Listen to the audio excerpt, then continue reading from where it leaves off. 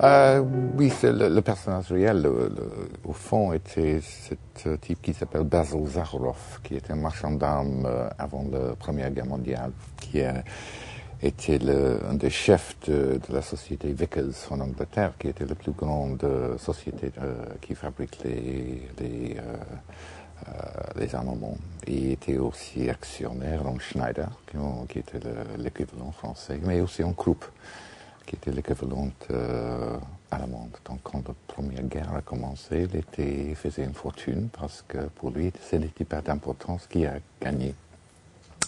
Et lui, c'était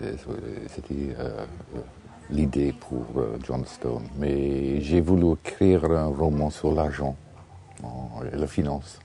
Je l'ai commencé il y a 5 ans, c'était beaucoup avant ces événements récents dans les marchés. Mais c'était parce que au XIXe siècle, la finance et l'industrie étaient un grand sujet pour les romans.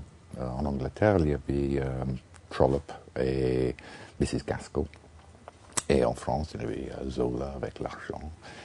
Mais dans le XXe siècle, c'était un sujet qui, normalement, les romans ne touchent jamais.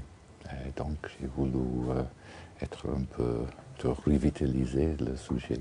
Parce que maintenant, la plupart des romans sérieux sont les romans qui concernent les romanciers qui ont des problèmes en écrivant les romans.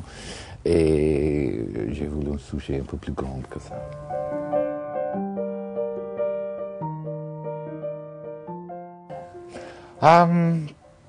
Ce n'était pas une décision.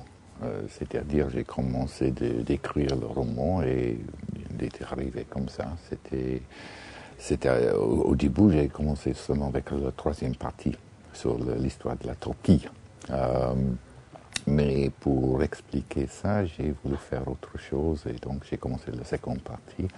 Et pour ça, j'avais besoin de quelque chose aussi, donc j'ai commencé la 1re partie. Et donc c'est fini avec un livre énorme. Mais chaque fois que je commence un livre, je veux écrire quelque chose de très court et très simple.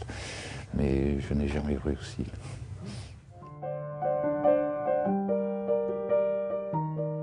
J'ai décidé d'avoir cette structure parce que j'ai regardé mes enfants, mais comment les gens vraiment apprennent l'histoire. Ils commencent avec le présent, avec eux-mêmes et leurs parents. Et après, ils apprennent quelque chose sur la famille.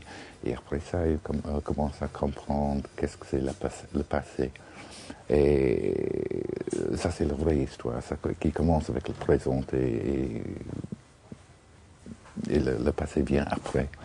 Et donc, je crois que peut-être je peux faire ça dans un roman aussi.